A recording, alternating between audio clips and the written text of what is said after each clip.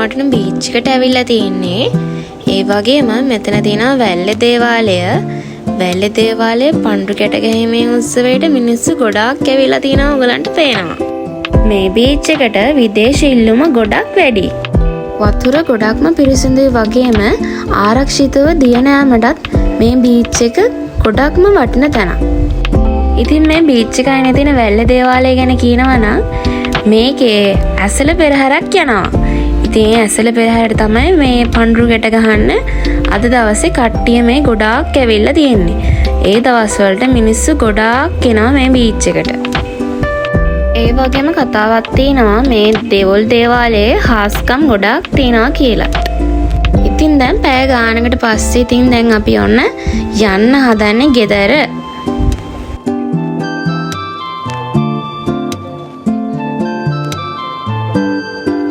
අපේ මේ වන් day trip එක ඉතින් ගොඩක්ම අමාරු සහ ගොඩක්ම පිස්සුවක් නඩුව ට්‍රිප් එකක් වුණා. ඇත්තට බීච් එක ගැන නම් කියලා වැඩක් නෑ. පූල් එකක් වගේම තියෙනවා ලස්සනට.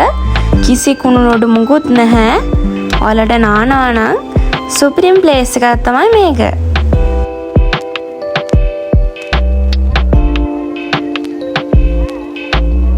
ඒ වගේම තමයි අපි දවල්ට ගන්න අවසාව ලස්සනම තැනකට. බලන්න මේ view එක කොච්චර ලස්සනද කියලා.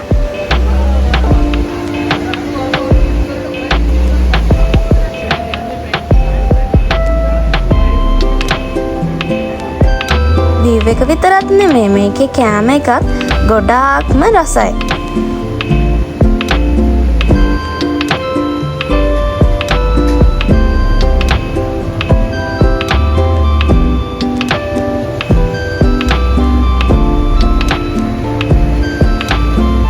සෙට් එක ඉතින් ඔක්කොටම මේකේ කැම එක නම් සුපිරියටම සෙට් වුණා. ඔයගලන්ට පේනවා තියෙන තැන